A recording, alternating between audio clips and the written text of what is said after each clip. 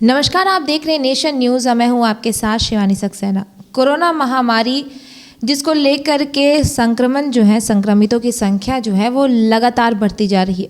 पूरे देश में करोड़ों लोग इसकी चपेट में आ चुके हैं, लाखों लोगों की जानें भी जा चुकी हैं। महज भारत की अगर हम बात करें तो भारत में भी कई लाख लोग जो है इसके संक्रमण में आ चुके हैं। कई लोगों की जानें भी इसमें जा चुकी हैं और रिकवरी अगर रेट की बात करें तो लोगों की ठीक होने की भी संख्याएं भी ठीक ही हैं। जी हाँ, वैसे भी अभी कोई ऐसी स्थिति नहीं है कि हम ये कह सकते हैं कि कोरोना महामारी से काफ़ी संख्या में लोग ठीक हो रहे हैं या जो फिर भी। लेकिन इस बीच सवाल ये उठता है कि जो कोरोना की मेडिसिन, जो दवा बनाने की बात कही जा रही है, आखिर वो लोगों तक कैसे पहुंचेगी, ये सबसे बड़ा सवाल हो रहा है। लेकिन इस दवाई को बनाने के लिए हर देश जो है वो दावे कर रहा है। इसमें भारत भी है, अमेरिका भी है, रूस भी है, जापान भी है। हर जगह से कहा जा रहा है कि इसकी दवाइयाँ जो है बन चुकी हैं, तीसरा ट्रायल चल रहा है। लेकिन ट्रायल की अगर हम बात करें तो लोगों के ऊपर ये ट्रायल करके दवाई तो लाई जा रही है, लेकिन सवाल यहाँ ये उठता है कि आखिर वो लोगों तक पहुँचेगी कैसे। क्योंकि अमेरिका ने तो ये साफ तौर पे कह दिया है कि जब तक अगर ये दवा बनती है तो उसका सबसे पहला वो जो उपयोग है वो अपने ही देश के नागरिकों को वो दवाई देंगे, क्योंकि वो उनकी पहली प्राथमिकता भी होगी। जाहिर सी बात है।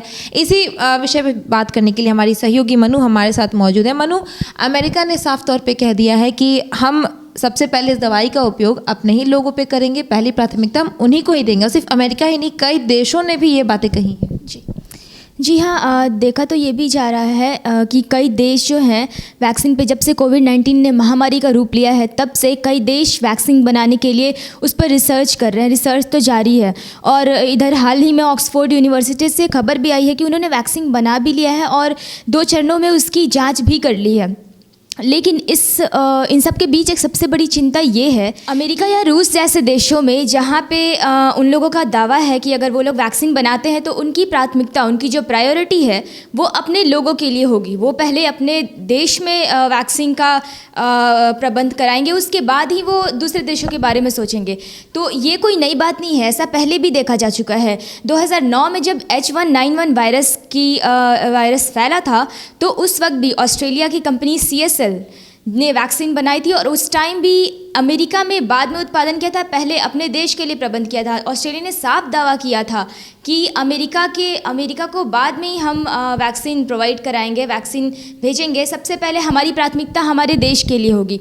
तो ऐसे में सबसे बड़ी चिंता हमारी जो गरीब और पिछड़े देश हैं उनके लिए है कि क्या उनको दवा मिल पाएगी। अगर उनको वैक्सीन वो लोग बनाते भी हैं, हालांकि वो लोग रिसर्च कर रहे हैं, लेकिन अगर वैक्सीन बनाते भी हैं तो क्या उनको सही वैक्सीन मिल पाएगा, उतनी अच्छी वैक्सीन जो बड़े देश रशिया और अमेरिका जैसे देश बना रहे हैं, तो क्या उनको वैक्सीन मिल पाएगा। इसके साथ ही हमारे भारत में भी हमारे कुछ प्रोफेसर्स का कहना है कि हमें भी इस चीज़ के भरोसे नहीं बैठना चाहिए, हमें भी वैक्सीन पर और भी ज़्यादा रिसर्च करना चाहिए, अमेरिका और रशिया के भरोसे नहीं बैठना चाहिए, ताकि हम उनसे अच्छी वैक्सीन बना सके, हम भी कुछ खोज सकें। क्योंकि हो सकता है कि हमारी वैक्सीन अगर उतनी अच्छी ना बने और हमें वहाँ से सुविधा ना मिल पाए तो हम किसी दूसरे वैक्सीन से हो सकता है हमें काम चलाना पड़ जाए।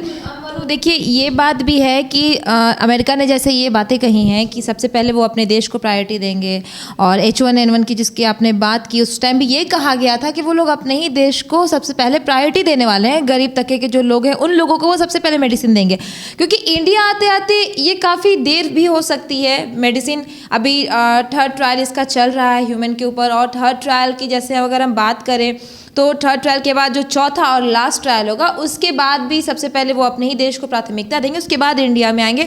और कहीं ना कहीं इंडिया में अभी भी इस चीज़ को लेकर के रिसर्च चल रहा है, इंडिया में भी दवाइयाँ बनाई जा रही हैं। लेकिन हम आपको बता दें कि इस बीच जो एक और इम्पॉर्टेंट बात है वो ये है कि दवाइयों के दाम आखिर क्या होंगे। आपको बता दें कि जिस तरीके से ऑक्सफोर्ड ने जो ये दवाई बनाने की जो बात कही है, कोरोना वैक्सीन की जहाँ तक बात हुई है, उसके तहत ये कहा गया है कि सबसे पहले जो लोगों को ये दवाइयाँ दी जाएंगी पहले टर्म में, वो एक टीके के रूप में दी जाएगी जो कि बिल्कुल निःशुल्क होगी। चाहे वो भारत में हो या भारत के बाहर, वो पहले निःशुल्क होगी। उसके बाद उसके दाम की बात की जाएगी, क्योंकि ये वैक्सीन मार्केट में जब पहली बार आएगा तो लोगों को बिल्कुल ये मुफ्त मिलने वाला है। उसके बाद जब अधिकांश लोगों में ये टीकाकरण कर दिया जाएगा, उसके बाद इसके दाम की भी चर्चा की जाएगी। लेकिन अगर हम देखें तो लोग अभी भी इस बात से कहीं ना कहीं घबराए हुए हैं कि जो उन्हें वैक्सीन मिलेगी क्या वो सही है या फिर नहीं, क्योंकि अभी तक इसके साइड इफ़ेक्ट्स की कोई भी खबरें नहीं आई हैं। लेकिन ये कहा जा रहा है कि लोगों में काफ़ी डर अभी भी है कि वैक्सीन जो बनाई जा रही है वो सही है या फिर नहीं। जी शिवानी, इस बारे में एक खबर भी आई थी कि जो हमारे पुणे स्थित जो यूनिवर्सिटी है, सीरम यूनिवर्सिटी, वहाँ के जो CEO हैं अदार पूनावाला, तो उनकी तरफ से ये खबर आई थी। उन्होंने बताया था कि उनकी तरफ से भी हमारे भारत में भी वैक्सीन पर रिसर्च जारी है। और साथ ही जो ऑक्सफोर्ड यूनिवर्सिटी से वैक्सीन की खबर आई थी, तो उनका जो 2 चरणों में जो ट्रायल हुआ है वो सेम ट्रायल हमारे यहाँ भी होगा। उसके बाद ही इस बात की पुष्टि की जाएगी कि ये वैक्सीन हमारे लिए सही है या नहीं। पूनावाला ने एक बात और कही थी कि ये उनके फार्म में जब ये दवाइयाँ बनेंगी तो उसका ये 50% सबसे पहले ये इंडिया में ही देंगे। उन्होंने ये बात भी कही थी। जी बिल्कुल ऐसा है ही, उन्होंने ऐसा कहा भी है। लेकिन इसके साथ ही ये खबर भी आ रही है कि ये जो दवा है, ये इस रिसर्च होने में और फिर इसके ट्रायल होने में, ये सारी चीज़ें, ये जो सारा प्रोसेस है, ये सारा प्रोसीजर है, इन सब में 1 साल का वक्त लग जाएगा। और तब तक ये जो कोविड-19 ये जो महामारी है, ये दुनिया भर में चारों तरफ इसका प्रकोप फैलता ही जा रहा है। और दुनिया भर में कई बड़े देश, अमेरिका जैसे बड़े देशों की इसने बैंड बजा कर रख दी है। तो ऐसे हालत में हमारे लिए काफ़ी चिंता का विषय है। हम यही चाहते हैं, हमारे लिए सबसे बड़ी जो चिंता है कि ये जल्द से जल्द वैक्सीन हमारे लिए उपलब्ध हो जाए।